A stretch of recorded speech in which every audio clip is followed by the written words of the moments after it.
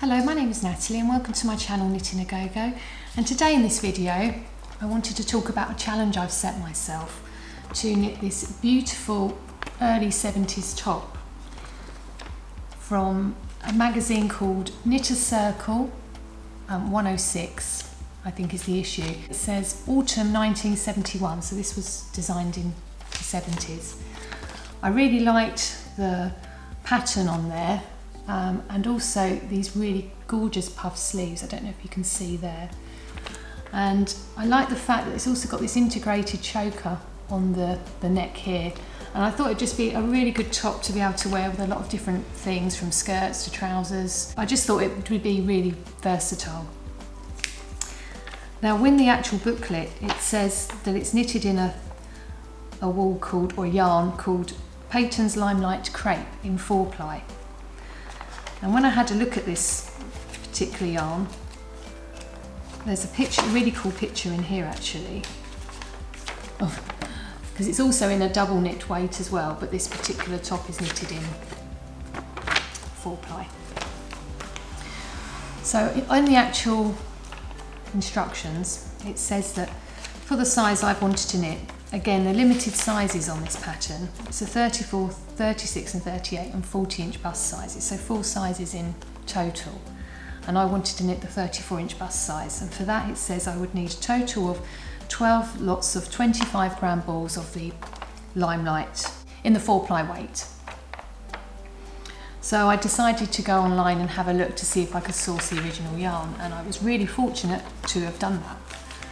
I found this recently for sale on eBay, and they had a total of 6 balls. I know this says 12, but for some reason on this one it's 50 grams. So I'm not sure if initially they were doing the ounces in 1971. In the double crepe weight, or the double knit weight of this particular crepe, it's actually in 50-gram balls. So I don't know if maybe a year or two, or maybe less than that later, that they decided to then produce these also in 50-gram balls. So 12 balls at 25 grams equates to 6 balls at 50 grams. So the wool I found for sale in the exact Patons Limelight Cortel was the 6 balls. So I was really fortunate to have hopefully enough for the quantity I need to make this top. Now, I was unfortunately unable to find the original colour of this beautiful sort of yellow golden colour, which is quite striking on the pattern. I could only find it in black. I mean, again, I felt lucky that I was able to find it at all. That was quite exciting. And then it's really, black is fine by me. I think it will go with so many things as well. Maybe in this golden colour, it perhaps possibly limited with what I could wear it with. But with black, it will go with so many things. I can brighten it up, and I just thought that was really, really good.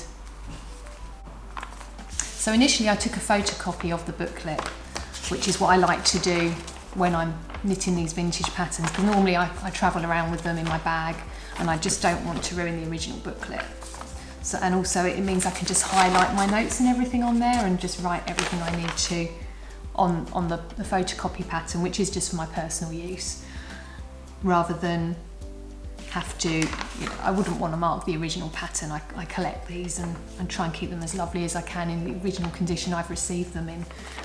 And on the actual needle size, it says, again, that the old UK style needles, this is a British pattern, it says I need 2 number 12 needles, which equate to a 2.75mm needle in today's needles, and also 2 number 10 2 number 10 knitting needles as well, which again equate to a 3.25mm needle. It also says I need 2 press studs, which I believe from reading through the pattern is to join the choker part at the front. I think you sort of attach it at the back of the neck, and then it's sort of knitted through and then joined here. And either a button or a brooch to join the front.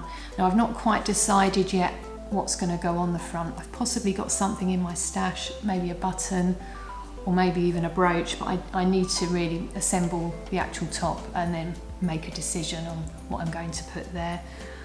and also some shearing elastic. Now I was wondering what the shearing elastic was for, but apparently that is sewn into the base just before the pattern shaping of the sleeve. So you've got the rib here, and it's sewn sort of, from what I gather, into the top of the rib, sort of made the top, knitted the top, and I believe that's so it says so it can give a more puffy effect to the sleeve. So that'd be really interesting to do. So I've got some black shearing elastic that I'm looking forward to and showing you me sewing that into the sleeves.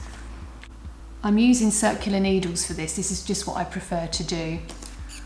I just find it sits better in my lap when I'm knitting, and then I just knit straight across. Not circular, but I just prefer them to hold and to work with when I'm knitting garments for myself, or knitting garments in general.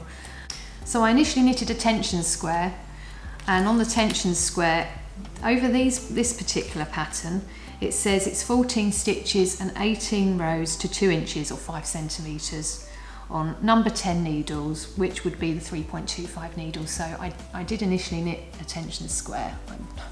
I'm not sure on the camera how well the black comes up on here, because obviously it's a very dark colour, and I have to have good lighting when I'm knitting with this because it is very dark. So I have to making sure I get the pattern correct, that I am knitting this in good light, so I'm not straining my eyes too much. So I did the initial tension square. I always make it a bit bigger than what it says, just so it gives me plenty of room to sort of pull it out and measure it. I haven't pressed this, because the ball band does state dry flat, do not iron, and the reason for that is because it is 100% acrylic, which is a man-made fibre, it's not wool. And in my previous experience many years ago, when I used to knit with acrylic a lot when I was younger, because it is much cheaper than wool sometimes to buy. When I was making a lot of vintage 60s dresses, I knitted this beautiful dress in this lovely lilac colour, and I decided, being lace, to press it stupidly. And unfortunately it kind of really flattened and squashed, and the beautiful lace was just ruined, and all the work I'd put in ruined. So I learned after that to be very cautious when pressing acrylic. I wouldn't press it. I'd maybe light steam it with it covered potentially, but I would never I would never iron it. It could potentially melt, and it just squashes, and you ruin the bounce and everything, and I just wouldn't recommend it personally. So my tension square measured fine. I was really happy with that. And also, looking at the way this pattern is, if you can see, it's got a rib here, and then this kind of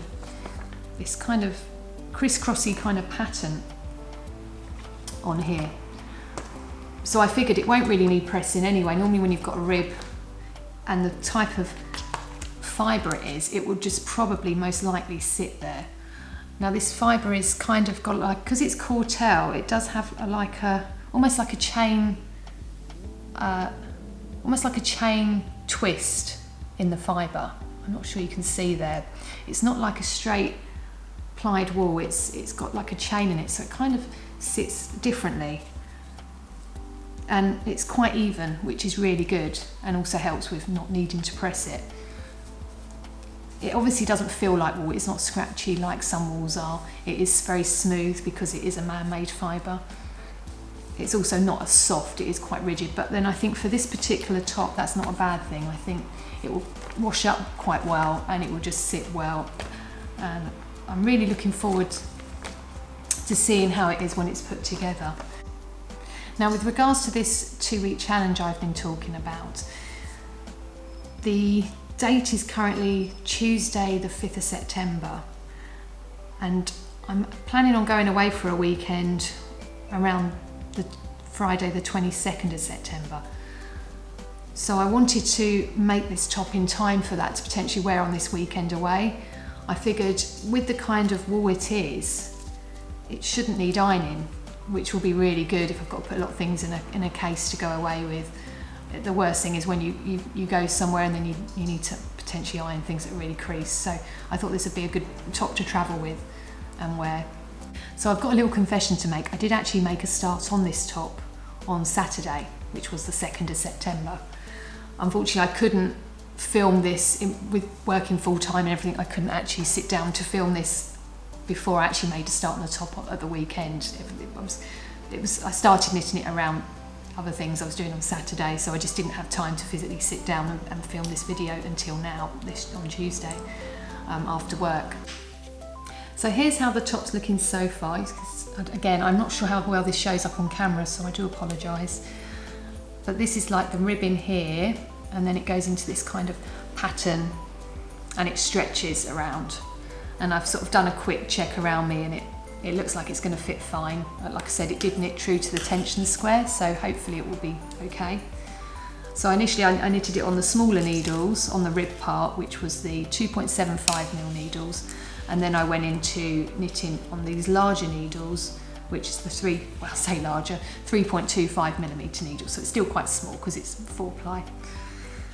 So when I was thinking about this, and looking at it so far, it has taken, I've decided to time exactly how long it's taken me to knit this particular garment. So far, with the knitting I've done, the main bulk of it I managed to do over the weekend, and a couple of hours last night after work.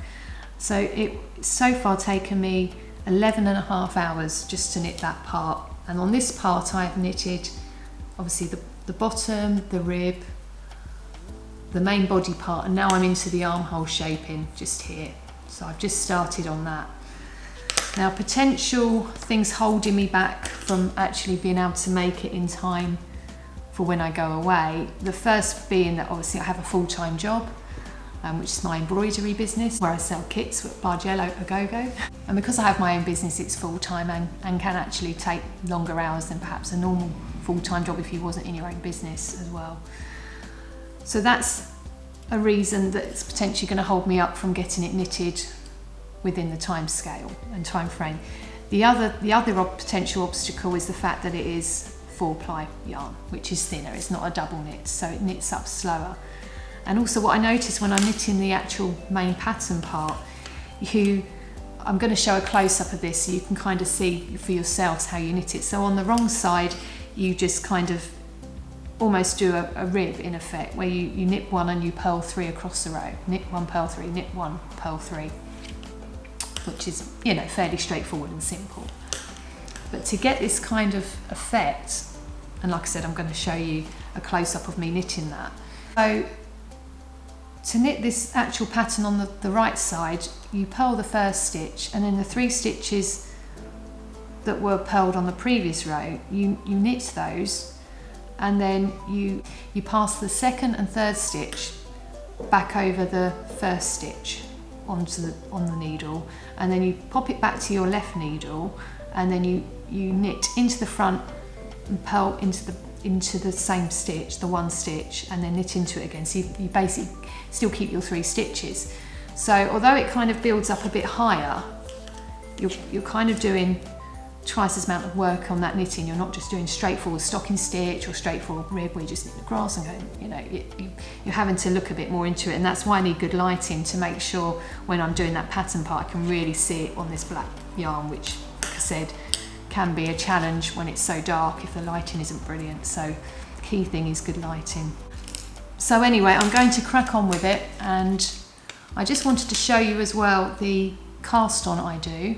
So also, I just wanted to quickly show you on the smaller needles, because I will be doing the front as well. So basically I've got 4 sections to knit. So I've got the front, the back. I'm currently knitting the back, and then we'll do the front with the neck shaping, and then the sleeves, and then the way I understand how it's made up, you join it all together, and then you sew on the choker part as well. And when it's all joined together, I think that's the point, you sew in the shearing elastic as well.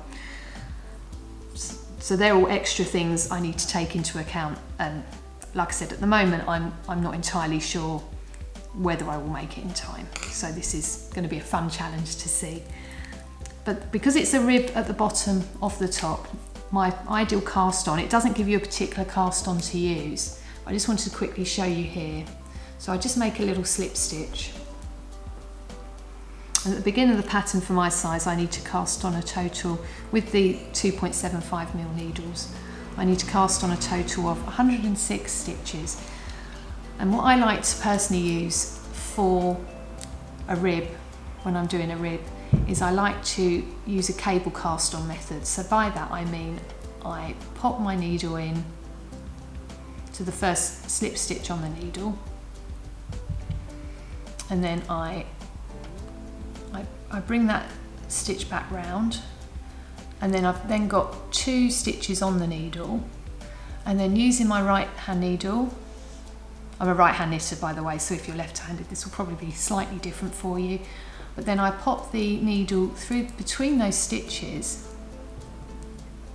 and then I just pull it back through, and I just twist that round, pop that back on the needle, and then I just continue doing that. So I go between the stitches and I pop that round like so, just like that.